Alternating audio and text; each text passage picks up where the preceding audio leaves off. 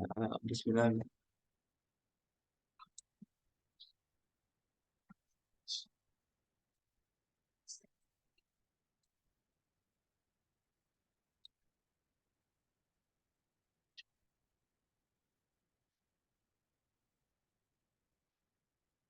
Assalamualaikum warahmatullahi wabarakatuh.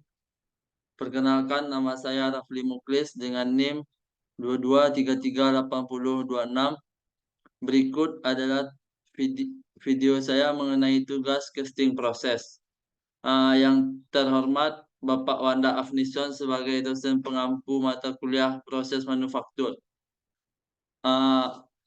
Yang pertama yaitu pengertian proses pengecoran. Proses pengecoran adalah pembuatan bagian mesin dengan memanaskan logam atau paduan di atas titik lelehnya dan menuangkan cairan logam atau paduan ke dalam rongga yang kira-kira bentuk dan ukurannya dengan bagian mesin.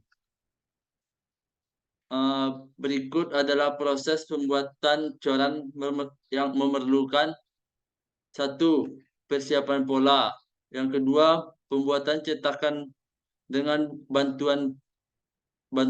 Yang ketiga, peleburan logam atau paduan dalam tungku. Yang keempat, menuangkan logam cair dalam rongga cetakan. Yang kelima, memecahkan cetakan untuk mengambil kembali hasil coran. Yang keenam, membersihkan pengecoran dan memotong riser, runner, dan lain-lain. Yang keenam, inspeksi pengecoran. Adapun pola adalah replika dari casting yang dibutuhkan. Bentuk dan ukurannya mirip dengan produk akhir, tapi tidak persis sama. Biasanya cetakan dibuat dari pasir basah yang ditambahkan bahan pengikat untuk menyatukan partikel pasir. Pola tersebut kemudian ditarik dari dalam cetakan pasir sedemikian rupa sehingga cetakan atau rongga yang dibuat pada cetakan tidak rusak atau pecah sedikit pun. Akhirnya logam cair dituangkan ke dalam rongga ini dan dibiarkan mengeras dan didinginkan hingga suhu kamar. Adapun jenis-jenis pola, yaitu satu, pola satu bagian atau padat. Yang kedua, pola belah. Yang ketiga, pola potongan longgar. Yang keempat, pola pelat korek api. Yang kelima, pola berpintu. Dan yang keenam, pola lainnya. Berikut bisa kita lihat contoh dari gambar pola satu bagian atau padat dan gambar pola belah. Adapun sifat-sifatnya. Yang pertama yaitu refractoriness, yang kedua permeability, yang ketiga green sand strike, yang keempat good flowability, dan yang kelima collapsibility. Dan berikutnya yaitu pasir cetakan dan sifat-sifatnya. Di pabrik pengecoran, pasir digunakan untuk membuat cetakan. Pasir alam yang ditemukan di dasar dan tepian sungai menyediakan sumber yang melimpah. Meskipun pasir silika berkualitas tinggi juga ditambang. Pasir secara kimia adalah silikon dioksida sio dalam bentuk butiran. Pasir sungai biasanya mengandung persentase tanah liat, kelembapan, pengotor non-logam, dan sedikit garam, magnesium, dan kalsium selain butiran silika. Pasir ini setelah diolah dan sesuai digunakan untuk pembuatan cetakan. Berikut bisa kita lihat komposisi pasir cetakan segar.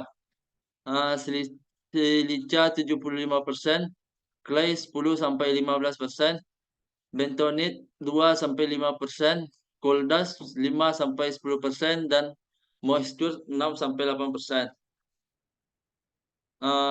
Teknik pembuatan cetakan. 1. Letakkan separuh bagian bawah pola belahan di atas cetakan datar. Taburkan pasir perpisahan dan tempatkan kotak cetakan untuk menutup pola. Yang kedua, sebarkan pasir menghadap untuk menutupi pola. Isi sisa ruang dengan pasir pendukung dan kompakkan pasir dengan alat khusus. Yang ketiga, ratakan pasir, buat lubang ventilasi dengan alat ventilasi, dan balikkan kotak cetakan untuk membentuk kotak bawah. Yang keempat, tempatkan bagian atas pola, tambahkan pasir di sekitarnya, Buat lubang ventilasi dan lepaskan kotak cetakan pertama.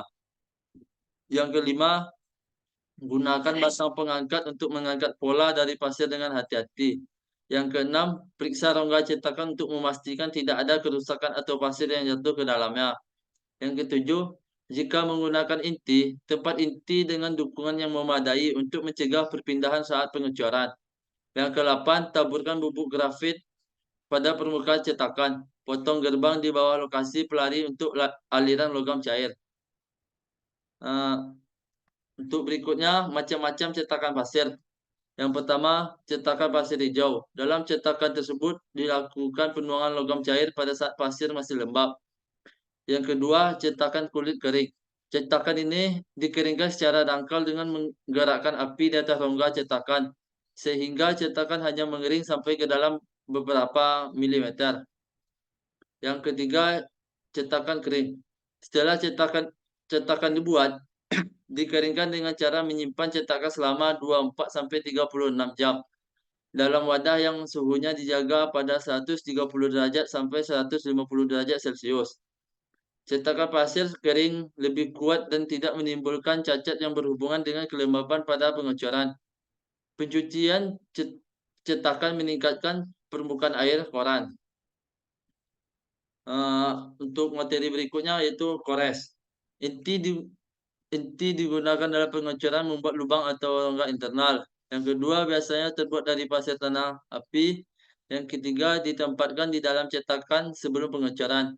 Yang keempat dikelilingi oleh logam cair. Yang kelima harus kuat untuk menahan suhu tinggi dan tidak tergeser oleh logam cair. Yang kelima setelah pengecoran harus bisa dilepas untuk mencegah retak. Yang keenam, dibuat dengan bantuan kotak inti.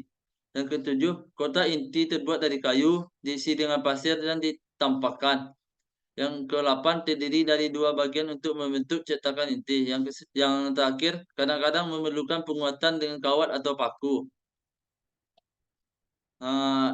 Gerbang, runner, dan riser. Sistem gating adalah jalur di dalam cetakan tempat logam cair mengalir. Ini diperlengkapi dengan berbagai bagian seperti pelari, baskom tuang, dan riser. Tujuan dari sistem gerbang adalah untuk mengarahkan aliran logam cair secara terkontrol ke dalam cetakan, mencegah kerusakan pada cetakan, dan menjaga kualitas hasil cat. Riser atau lubang penampung logam cair digunakan untuk memberitahu bahwa cetakan sudah penuh dan juga sebagai reservoir untuk memberi makan penyusutan yang terjadi selama pengecoran. Terkadang riser bisa berfungsi hanya sebagai reservoir untuk penyusutan logam cair, sehingga gating sangat penting dalam proses pengecoran untuk memastikan hasil cor yang berkualitas. Berikutnya kubah. Logam dipanaskan melebihi titik lelehnya dalam tungku yang bisa berbahan bakar minyak, batu bara, atau listrik. Untuk logam yang membutuhkan kebersihan tinggi seperti paduan non-ferrous digunakan tungku listrik. Tungku berbahan bakar minyak atau batu bara digunakan untuk logam lain, di mana kotoran dapat dihilangkan melalui kontak dengan nyala api. Proses ini penting untuk memastikan logam cair yang siap dicor tanpa kotoran. Berikutnya konstruksi. Tungku kubah adalah metode ekonomis dan nyaman untuk menyediakan pasokan besi cor cair. Tungku ini menggunakan oke sebagai bahan bakar, yang merupakan jenis batu bara yang diproduksi dengan memanaskan batu bara uap dalam atmosfer inert. Cupola terdiri dari cangkang baja silindris panjang yang dilapisi dengan batu bata tahan api. Ini didirikan secara vertikal dan didukung oleh tiang-tiang pendek di atas permukaan tanah. Pintu baja dilengkapi di bagian bawah untuk mengisi bahan bakar dan bahan mentah. Kotak angin dengan blower motor disediakan untuk menyediakan udara ke tungku. Proses ini memberikan panas yang kuat untuk peleburan besi cor dan dapat kita lihat gambar di samping. Berikut contoh konstruksinya. Berikutnya operasi tungku kubah. Yang pertama yaitu persiapan dan penyalaan. Yang kedua, pengisian tungku dan pemanasan. Yang ketiga, peleburan dan pembuangan perak. Yang keempat, pencairan logam dan penuangan. Yang kelima, penambahan ferromangan dan ferrosilikon. Dan yang keenam, penyelesaian operasi dan pembersihan. Berikutnya, casting defect. Casting defect terdiri dari satu, blowholes, yang kedua, shrinkage cavity, yang ketiga, misrun, yang keempat kolsat, yang kelima mismatch, yang keenam drop, yang ketujuh scap, dan yang kedelapan hatir. Berikutnya di casting. Step in di casting. Yang pertama, tutup dan kunci kedua bagian setelah melapisi permukaan rongga cetakan dengan pencuci cetakan. Yang kedua, suntikan logam cair di bawah tekanan ke dalam cetakan. Yang ketiga, pertahankan tekanan sampai logam mengeras. Yang keempat, buka bagian cetakan. Yang kelima, keluarkan casting bersama dengan runner, laser, dan lain-lain. Yang keenam, siklus di atas berulang sampai menghasilkan disk casting yang baik. Nah, berikut dua metode di casting bertekanan yang digunakan. Satu, proses ruang panas atau hot chamber proses. Yang kedua, proses ruang dingin atau cold chamber proses. Berikut kekurangan dan kelebihan di casting. Satu, digunakan untuk produksi massal koran ukuran kecil dan menengah. Misalnya pada mesin sepeda motor dan skuter, badan katup, rumah karburator, dan lain-lain. Yang kedua, biaya awal pembuatan cetakan sangat tinggi. Ini adalah suatu kerugian. Yang ketiga, proses ini menghasilkan koran berkualitas tinggi dan bebas cacat. Yang keempat, koran yang dihasilkan melalui proses ini memiliki permukaan akhir yang baik dan memiliki kontrol dimensi yang baik serta mungkin tidak memerlukan banyak pemesinan. Semua koran yang dihasilkan identik. Yang kelima, koran ukuran besar tidak dapat diproduksi dengan proses ini. Ini adalah suatu kerugian. Yang keenam, koran dengan bentuk yang sangat kompleks atau dengan banyak inti sulit diproduksi dengan di casting. Yang ketujuh, dalam hal produksi massal, koran dapat diproduksi dengan harga murah. Yang kedelapan, prosesnya tidak memerlukan penggunaan pasir dan memerlukan ruang yang jauh lebih sedikit dibandingkan dengan pengecoran konvensional yang menggunakan cetakan pasir. Berikut adalah tugas mengenai casting proses yang saya buat. Apabila ada salah atau kata yang tidak mengesankan, saya mohon maaf. Wabillahi taufiq wal hidayah. Wassalamualaikum warahmatullahi wabarakatuh.